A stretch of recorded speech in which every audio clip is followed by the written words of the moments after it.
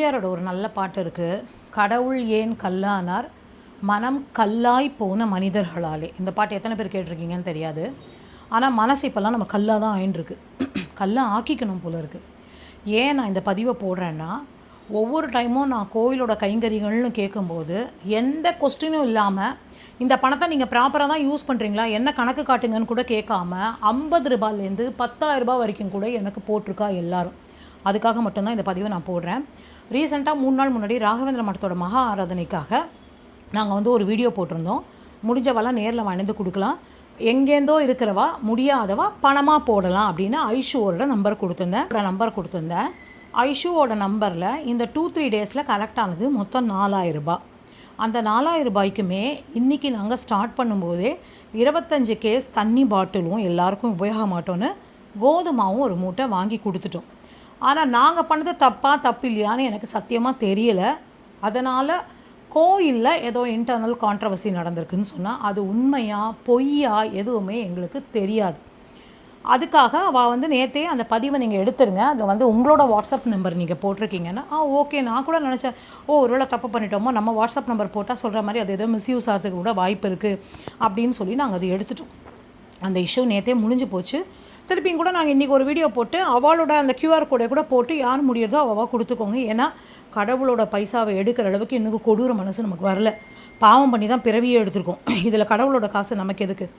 ஆனால் இன்றைக்கி நடந்த சம்பவங்களில் அங்கே வரவா எல்லாருமே ஸ்பெசிஃபிக்காக சொல்கிறேன், அங்கே வரவா யாருமே இல்லாதப்பட்டவா இல்லை, சாப்பாடுக்கு வழி இல்லாதவா இல்லை, எனக்கு ஒரு வேளை சாப்பாடு கிடச்சா போதுன்னு ஓடி வரவாலும் இல்லை. எல்லாருமே பெருமாளோட மகா பிரசாதம்னு சொல்லி தான் சாப்பிட வரா. ஆனால் ராகவேந்திரோட படம் பார்த்தவா எத்தனையோ பேருக்கு தெரியும். ஒரு மாட்டுக்காரா ஒரு கடுகு கொடுப்பா, அந்த கடுகை பெருமாளோட பூஜையில் கலக்க மாட்டேன்னு சொல்லுவாள். அக்ஷதை வாங்கிட்டு போகும்போது கையில் இருக்கிற அக்ஷதை கருப்பாக மாறிடும். அப்பப்போ ஐயோ சுவாமி இந்த மாதிரி கருப்பாயிடுதே அப்படின்னு கேட்கும்போது, உன் மனசோட கருப்பு உன் கையில் தெரியறது, நீ அந்த கடுகை கலக்க மாட்டேன்னு சொன்னல அப்படின்னு சொல்லுவார். அந்த மாதிரி ஒரு அவதார புருஷர் வாழ்ந்த இடத்துல இங்கே நிறைய கான்ட்ரவர்சிஸ் போயிட்டே இருக்குது. நல்ல ஃபேமஸான கோயிலில் ஒரு அன்னதானத்துக்கு தனியாக புக் அடித்து லட்சக்கணக்கில் ஏமாற்றிருக்கா. ஃபேமஸான கோயிலில் நம்ம அன்னதானம்னு நம்ம 10 பேர் சாப்பிட்டமேன்னு கொடுக்குற அன்னதானத்தில் அது வெளியில் கூட வரல. அந்த கேஸெல்லாம் ஓடிண்டே தான் இருக்குது. ஆனால் 10 ரூபாய் ஏமாத்தாத நம்மளை 100 கொஸ்டின் கேட்குறா. இதில் ஒரு பெரிய விஷயம் என்னன்னா, ஒரு கோயில் விஷயம் நடக்கிறது, நம்ம சொல்கிறோம் இந்த மாதிரி ஆராதனை நடக்கிறது, வரவை பெருமாள் சேவிக்கலாம், முடிஞ்சவ ஏதாவது வாங்கி தரலாம், அதெல்லாம் நீங்கள் போடவே வேண்டாம். இது எங்களுக்கான கோவில். யாருக்கான கோவில்? கடவுள் எல்லாருக்கும் பொது. யாருக்கும் கடவுள் சொந்தம் கிடையாது, எல்லாருக்கும் அவருக்கு பொது.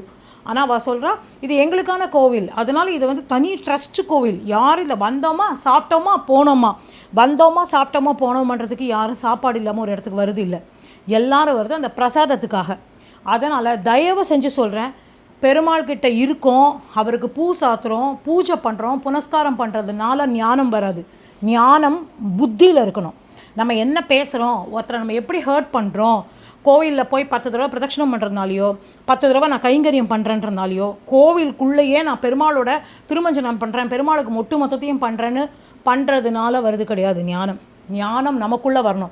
ஒருத்தரை நோகடிக்காமல் பேசணும், நடந்த உண்மையை பேசணும். அப்படியே அந்த உண்மை நடந்திருந்தால் கூட நீங்கள் இப்படி மாமி அந்த வாட்ஸ்அப் நம்பர் மட்டும் எடுத்துருங்க, மற்றபடி நீங்கள் போடுங்க. கோயிலில் ஒரு விசேஷம் நடக்கிறதுனா எல்லா கோயில்களையும் நடக்கிறது சொல்கிறது என்ன தப்பு? ஒரே கோயிலில் கூட்டம் குவிய தேவையில்லை, ஒரே கோயிலே எல்லாத்தையும் விஷயம் பண்ண தேவையில்லைன்றது தான் என்னோட பொது கருத்து. ஆனால் இன்றைக்கி நிஜமாகவே நான் ரொம்ப மனசு நொந்து போய் தான் வந்தேன். இதை கூட நான் ஏன் உங்களுக்கு ஒரு பதிவாக போடுறேன் அப்படின்னு சொன்னால், ஒரு இடத்துல ஒரு டாமினேஷன் ஆஃப் கூட்டம் இருக்குது, இன்னொரு இடத்துல இன்னொரு டாமினேஷன் ஆஃப் கூட்டம் இருக்குது. இங்கே பணம் பதவி இருக்கிறவனுக்கு மட்டும்தான் தெய்வம். மற்றபடி பார்த்தீங்கன்னா திருப்பதியில் பார்த்தீங்கன்னா 300 ரூபா டிக்கெட்டு 2,500 ரூபாய், 4,500 ரூபாய், 10,000 ரூபாய். எதுக்கு? ஆக்சுவலி பெருமாளை சேவிக்க ஏன் பணம் கொடுக்கணும் அப்படின்னு ஒருத்தரும் கேட்கணும். நான் கோயிலுக்கு வரேன், நான் நின்று பெருமாள் சேவிக்கிறேன், நான் ஏன் பணம் கொடுக்கணும்? அதுக்கு 300 ரூபா டிக்கெட்டு, அந்த 300 ரூபா டிக்கெட்டு 2,500, 2,500 இல்லைன்னா 4,500 கொடுக்க நம்ம ரெடி, லஞ்சம் கொடுக்க நான் ரெடி, அப்பா அவன் வாங்க ரெடியாக தான் இருப்பான். யாராவது ஒருத்தராவது கொஞ்சமாவது யோசிக்கணும். கடவுள் எல்லாருக்கும் போது. எல்லாத்துக்கும் மேலே நான் சொல்ல விரும்புகிறது என்ன தெரியுமா?